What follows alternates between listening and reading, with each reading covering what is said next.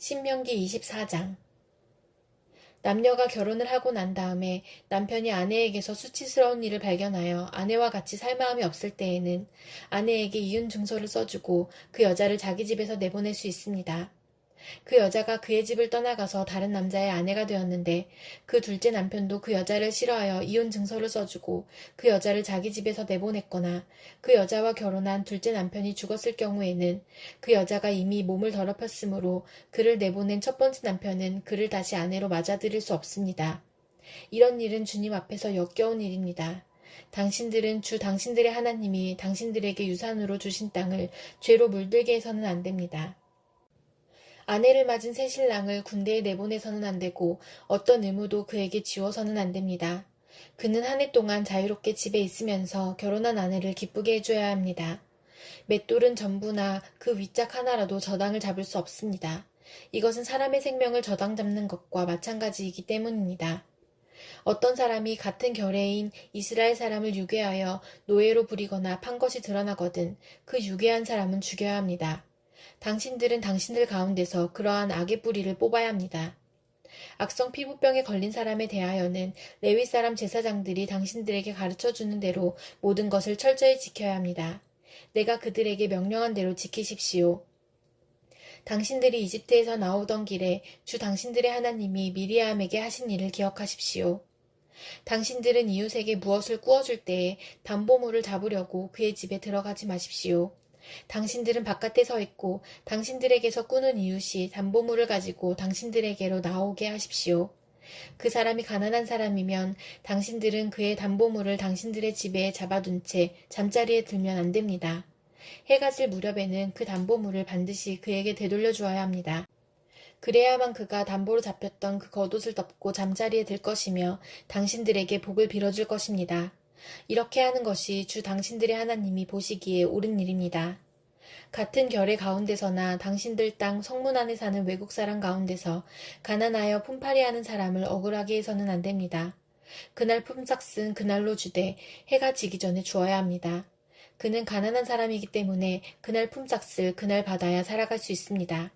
그가 그날 품삯을 못 받아 당신들을 원망하면서 주님께 호소하면 당신들에게 죄가 돌아갈 것입니다. 자식이 지은 죄 때문에 부모를 죽일 수 없고 부모의 죄 때문에 자식을 죽일 수 없습니다. 사람은 저마다 자기가 지은 죄 때문에만 죽임을 당할 것입니다. 외국 사람과 고아의 소송을 맡아 억울하게 재판해서는 안 됩니다. 과부의 옷을 저당 잡아서는 안 됩니다. 당신들은 이집트에서 종살이 하던 것과 주 당신들의 하나님이 당신들을 거기에서 속량하여 주신 것을 기억하십시오. 내가 당신들에게 이런 명령을 하는 까닭도 바로 여기에 있습니다. 당신들이 밭에서 곡식을 거둘 때에 곡식 한 묶음을 잊어버리고 왔거든 그것을 가지러 되돌아가지 마십시오. 그것은 외국 사람과 고아와 과부에게 돌아갈 몫입니다. 그래야만 주 당신들의 하나님이 당신들이 하는 모든 일에 복을 내려주실 것입니다. 당신들은 올리브나무 열매를 딴 뒤에 그 가지를 다시 살피지 마십시오. 그 남은 것은 외국 사람과 고아와 과부의 것입니다. 당신들은 포도를 딸 때에도 따고 난 뒤에 남은 것을 다시 따지 마십시오. 그 남은 것은 외국 사람과 고아와 과부의 것입니다. 당신들은 이집트 땅에서 종살이하던 때를 기억하십시오. 내가 당신들에게 이런 명령을 하는 까닭도 바로 여기에 있습니다. 시편 114편. 이스라엘이 이집트에서 나올 때에 야곱의 집안이 다른 언어를 쓰는 민족에게서 떠나올 때에 유다는 주님의 성소가 되고 이스라엘은 그의 영토가 되었다. 바다는 그들을 보고 도망쳤고 요단강은 뒤로 물러났으며 산들은 순양처럼 뛰놀고 언덕들도 새끼 양처럼 뛰놀았다. 바다야, 너는 어찌하여 도망을 쳤느냐? 요단강아, 너는 어찌하여 뒤로 물러났느냐? 산들아, 너희는 어찌하여 순양처럼 뛰놀았느냐? 언덕들아, 너희는 어찌하여 새끼 양처럼 뛰놀았느냐? 온 땅아, 내 주님 앞에서 떨어라. 야곱의 하나님 앞에서 떨어라. 주님은 반석을 웅덩이가 되게 하시며 바위에서 샘이 솟게 하신다. 시편 115편. 주님, 영광을 우리에게 돌리지 마십시오. 우리에게 돌리지 마시고 오직 주님의 이름에만 영광을 돌리십시오. 그 영광은 다만 주님의 인자하심과 진실하심에 돌려주십시오. 어찌하여 이방 나라들이 그들의 하나님이 어디에 있느냐 하고 말하게 하겠습니까? 우리 하나님은 하늘에 계셔서 하고자 하시면 어떤 일이든 이루신다. 이방 나라의 우상은 금과 은으로 된 것이며 사람이 손으로 만든 것이다. 입이 있어도 말하지 못하고 눈이 있어도 볼 수 없으며 귀가 있어도 듣지 못하고 코가 있어도 냄새를 맡지 못하고 손이 있어도 만지지 못하고 발이 있어도 걷지 못하고 목구멍이 있어도 소리를 내지 못한다. 우상을 만드는 사람이나 우상을 의지하는 사람은 모두 우상과 같이 되고 만다. 이스라엘아, 주님을 의지하여라. 주님은 도움이 되어주시고 방패가 되어주신다. 아론의 집이여, 주님을 의지하여라. 주님은 도움이 되어주시고 방패가 되어주신다. 주님을 경외하는 사람들아, 주님을 의지하여라. 주님은 도움이 되어주시고 방패가 되어주신다. 주님께서 우리를 기억하여 주셔서 복을 주시고 이스라엘 집에도 복을 주시며 아론의 집에도 복을 주신다. 주님을 경외하는 사람에게 복을 주시니 낮은 사람, 높은 사람 구별하지 않고 복을 주신다. 주님께서 너희를 번창하게 하여 주시고 너희의 자손을 번창하게 하여 주시기를 바란다. 너희는 하늘과 땅을 지으신 주님에게서 복을 받은 사람이다. 하늘은 주님의 하늘이라도 땅은 사람에게 주셨다. 죽은 사람은 주님을 찬양하지 못한다. 침묵의 세계로 내려간 사람은 어느 누구도 주님을 찬양하지 못한다. 그러나 우리는 이제부터 영원까지 주님을 찬양할 것이다. 할렐루야. 이사야 51장. 구원을 받고자 하는 사람들아, 내가 하는 말에 귀를 기울여라. 도움을 받으려고 나 주를 찾는 사람들아, 내가 하는 말을 들어라. 저 바위를 보아라. 너희가 거기에서 떨어져 나왔다. 저 구덩이를 보아라. 너희가 거기에서 나왔다. 너희 조상 아브라함을 생각하여 보고 너희를 낳아준 사라를 생각하여 보아라. 내가 아브라함을 불렀을 때에는 자식이 없었다. 그러나 내가 그에게 은혜를 내려서 그 자손을 수없이 많게 하였다. 주님께서 시온을 위로하신다. 그 모든 황폐한 곳을 위로하신다. 주님께서 그 광야를 에덴처럼 만드시고 그 사막을 주님의 동산처럼 만드실 때에 그 안에 기쁨과 즐거움이 깃들며 감사의 찬송과 기쁜 노랫소리가 깃들 것이다. 나의 백성아, 나에게 귀를 기울여라. 나의 백성아, 내 말을 귀담아 들어라. 법은 나에게로부터 비롯될 것이며 나의 의는 만백성의 빛이 될 것이다. 나의 의가 빠르게 다가오고 있고 나의 구원이 이미 나타났으니 내가 능력으로 뭇 백성을 재판하겠다. 섬들이 나를 우러러 바라보며 나의 능력을 의지할 것이다. 눈을 들어 하늘을 쳐다보아라. 그리고 땅을 내려다보아라. 하늘은 연기처럼 사라지고 땅은 옷처럼 헤어지며 거기에 사는 사람들도 하루살이 같이 죽을 것이다. 그러나 내 구원은 영원하며 내 의는 꺾이지 않을 것이다. 의를 아는 사람들아, 마음속에 내 율법을 간직한 백성들아, 내가 하는 말을 들어라. 사람들이 비난하는 것을 두려워하지 말고 그들이 비방하는 것에 놀라지 말아라. 좀이 옷을 먹듯이 그들을 먹을 것이며 벌레가 양털을 먹듯이 그들을 먹을 것이다.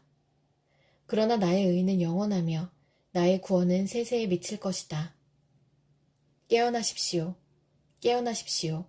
힘으로 무장하십시오. 주님의 팔이여, 오래전 옛날처럼 깨어나십시오. 라합을 토막내시고 용을 찌르시던 바로 그 팔이 아니십니까? 바다와 깊고 넓은 물을 말리시고 바다의 깊은 곳을 길로 만드셔서 속량받은 사람들을 건너가게 하신 바로 그 팔이 아니십니까? 주님께 속량받은 사람들이 예루살렘으로 돌아올 것입니다. 그들이 기뻐 노래하며 시온에 이를 것입니다. 기쁨이 그들에게 영원히 머물고 즐거움과 기쁨이 넘칠 것이니 슬픔과 탄식이 사라질 것입니다. 너희를 위로하는 이는 나, 바로 내가 아니냐. 그런데 죽을 인간을 두려워하며 한갓 풀에 지나지 않는 사람의 아들을 두려워하는 너는 누구냐?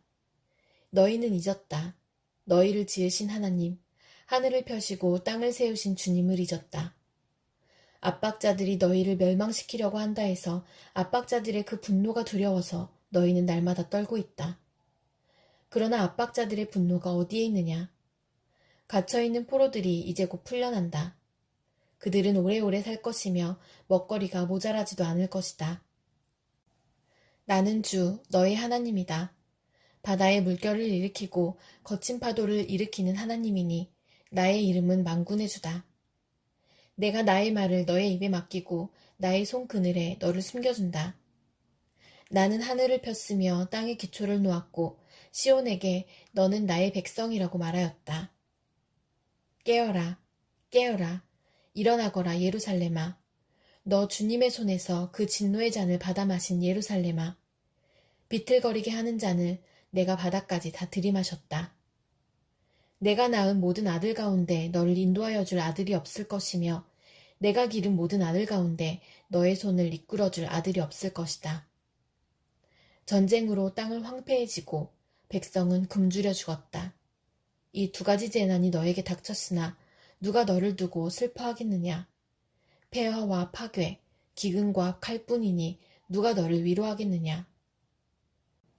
너의 자녀들은 주님의 진노와 하나님의 책망을 하도 많이 받아서 그물에 걸려있는 영양처럼 거리 모퉁이마다 쓰러져 있다. 고통받는 자야, 마치 포도주라도 마신 듯이 비틀거리는 자야, 이 말을 들어라. 너의 주, 그의 백성을 지키려고 싸우는 너의 하나님 주님께서 이렇게 말씀하신다. 내가 너의 손에서 비틀거리게 하는 그 잔, 곧 나의 진노의 잔을 거두었으니 다시는 내가 그것을 마시지 않을 것이다. 이제 내가 그 잔을 너를 괴롭힌 자들의 손에 쥐어주겠다. 그들은 바로 너에게 엎드려라 우리가 딛고 건너가겠다 하고 말한 자들이다. 그래서 너는 그들더러 밟고 지나가라고 땅바닥에 엎드려서 길을 만들고 허리를 펴고 엎드려서 그들이 너의 등을 밟고 다니게 하였다. 요한계시록 21장.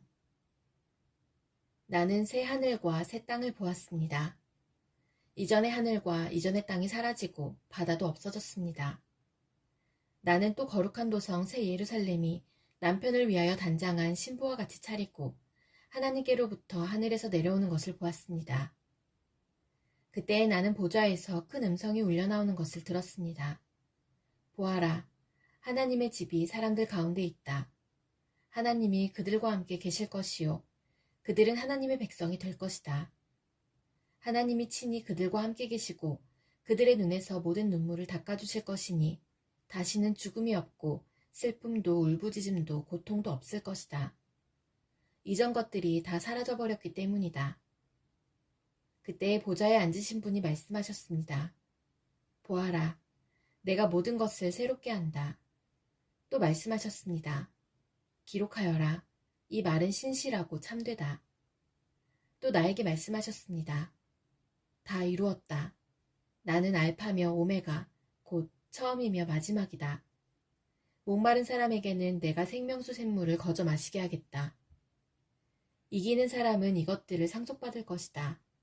나는 그의 하나님이 되고 그는 내 자녀가 될 것이다.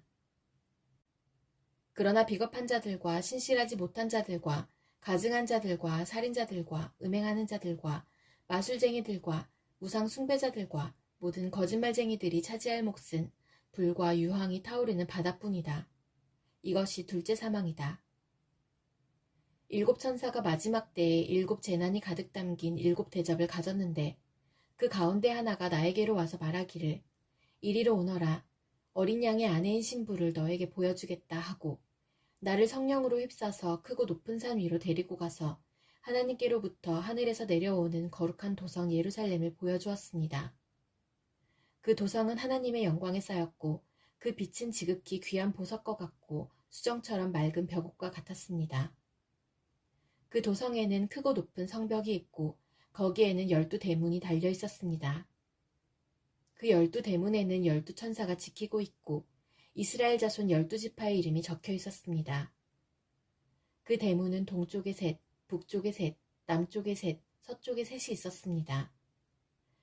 그 도성의 성벽에는 주춧돌이 12개가 있고 그 위에는 어린 양의 12사도의 12 이름이 적혀 있었습니다. 나에게 말하던 그 천사는 그 도성과 그 문들과 성벽을 측량하려고 금으로 된 자막대기를 가지고 있었습니다. 그 도성은 내 모가 반듯하여 가로와 세로가 같았습니다. 그가 자 막대기로 그 도성을 재어보니 가로와 세로와 높이가 서로 똑같이 12,000 스타디온이었습니다. 또 그가 성벽을 재어보니 사람의 치수로 144 규빗이었는데 그것은 천사의 치수이기도 합니다.